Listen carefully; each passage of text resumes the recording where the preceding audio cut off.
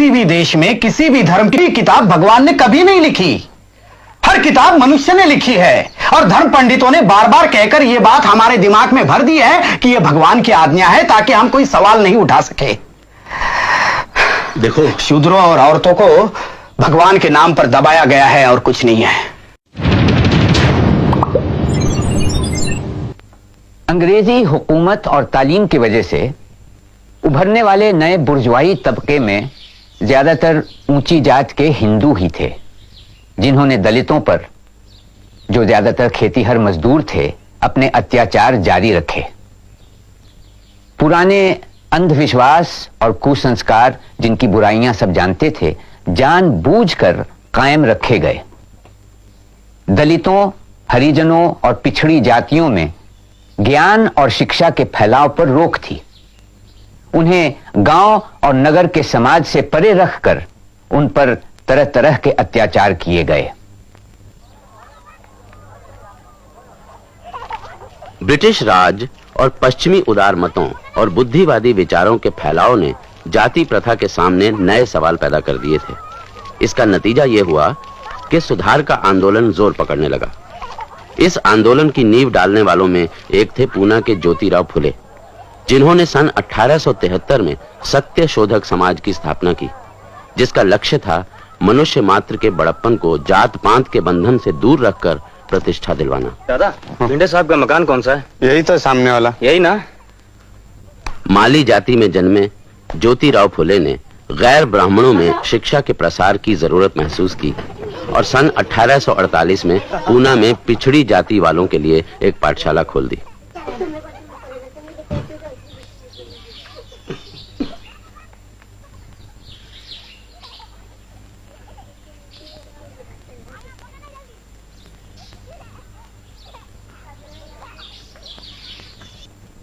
आज का दिन बहुत भाग्यशाली दिन है। कुछ बरसों पहले मैं अपने एक ब्राह्मण मित्र की शादी की बारात में शामिल हुआ था। मित्र के रिश्तेदारों ने मुझे देखा और चले जाने को कहकर मेरा अपमान किया था। उन्होंने मुझसे कहा था कि तुम शूद्र हो और शूद्रों को अधिकार नहीं कि ब्राह्मणों के कंधे से कंधा मिलाकर चले। उन्होंने मुझसे कहा कि तेरी वजह से तमाम बारात भ्रष्ट हो रही है। उन्होंने और भी बहुत सी बातें मुझसे कही, जिन्हें मैं यहां दोहराना नहीं चाहता। लेकिन उस रात मेरी आंखों में नींद नहीं उतरी। पूरी रात मेरे मन में तरह तरह के सवाल उठते रहे और उसका कोई जवाब मुझे नहीं मिला। धीरे धीरे मेरे मन में यह बात आ गई कि हमें आत्मसम्मान पाने के खातिर संघर्ष करना होगा।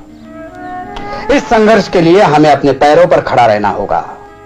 हमें हथियार उठाना पड़ेगा, लेकिन लाठी नहीं, तलवार नहीं, तोफ तमचा नहीं, बल्कि ज्ञान, विचार और सही शब्द। और ज्ञान, विचार और शब्द शिक्षा के बल पर ही मिल सकते हैं। क्या भट्ट पुरोहित हमें शिक्षा देंगे? नहीं देंगे, क्योंकि वे अपने हाथों से ऐसा हथियार हमें नहीं सौंपेंगे। इसलिए हमें खुद अपने को शिक्षित करना पड़ेगा। मेरी पत्नी सावित्री मेरी पहली शिष्या है। अब वो तुम्हें पढ़ाने में मेरी मदद करेंगे। हम इस तरह ज्ञान फैलाएंगे, क्योंकि ज्ञान ही वो दौलत है जिसे आपस में बांटना बहुत जरूरी है। यह हमारी पहली पाठशाला है जो छोटी जाति की लड़कियों के लिए खोली गई है। यहां लड़कों का हम स्वागत करेंगे, लेकिन हमारा विश्वास है कि लड़कियां ही आगे चलकर हमारी भावी पीढ़ी को आकार देगी। विरोध तो इस काम का होगा ही, लेकिन हमें साहस के साथ काम को आगे बढ़ाना है, क्योंकि हम सही रास्ते पर चल रहे हैं। मैं शुभकामना व्यक्त करता हूं कि आप लोग शिक्षा पाने में सफल हो।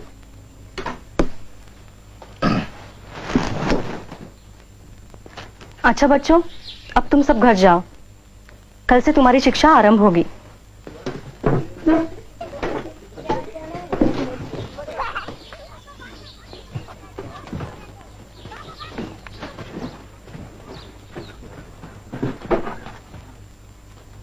इसे रोज रोज लाना। जी।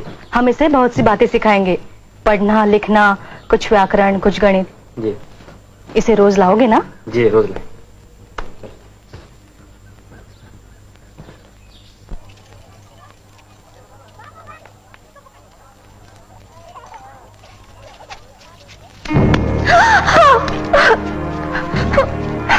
धर्म भ्रष्ट करने वालों का ऐसा ही होता है। तू हिम्मत रखो सावित्री, ये तो शुरुआत है। उनका समाज हम पर कीचड़ी उछाल सकता है और कर ही क्या सकता है। रुका सड़ा हुआ समाज, अपने हाथों पैदा किए दलदल में धंसा हुआ समाज है वो।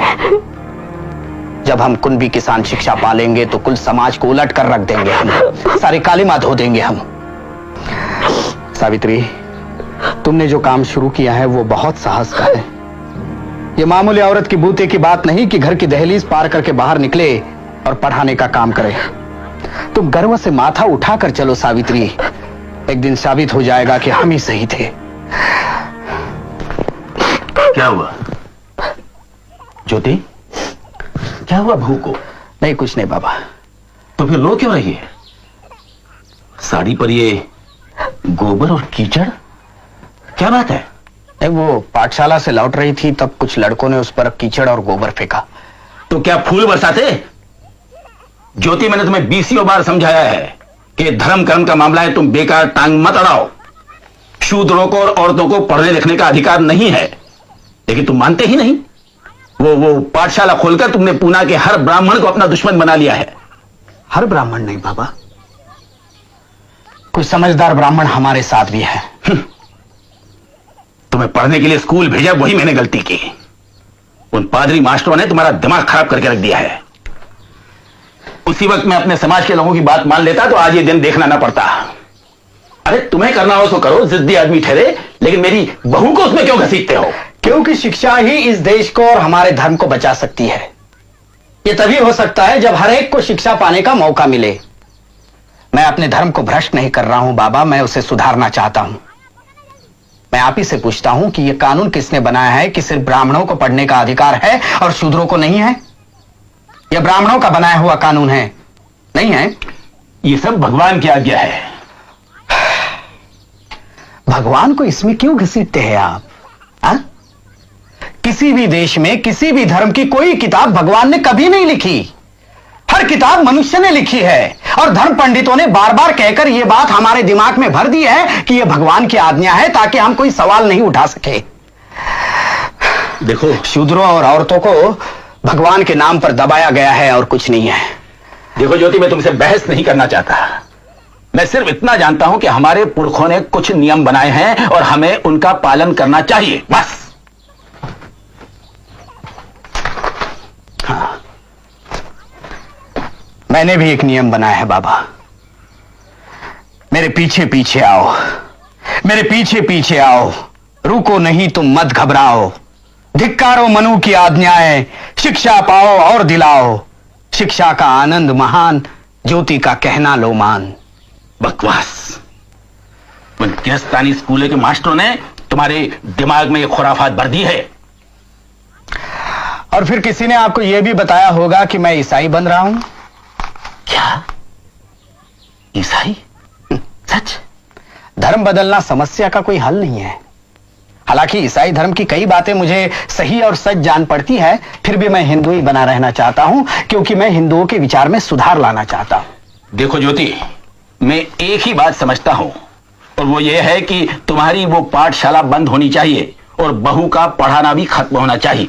नहीं, ये नहीं हो सकता। सब हो सकता है। देखो ज्योति, मैं तुम्हें आखिरी बार बता देता हूं कि अगर तुमने मेरी और अन्य लोगों की आज्ञा का पालन नहीं किया तो तुम्हें और तुम्हारी पत्नी के लिए इस मकान में कोई जगह नहीं है। तुम्हें यह मकान छोड़ना पड़ेगा। जैसे आपकी मर्जी। हम हमारे विचारों में बदल नहीं कर सकते, इसलिए घर छोड़कर जा रहे हैं। सावित्री, अपना सामान भरो।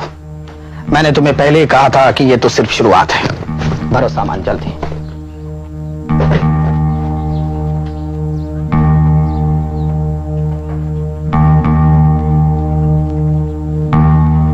ज्योति तो पागल हो गया है, विराट पागल।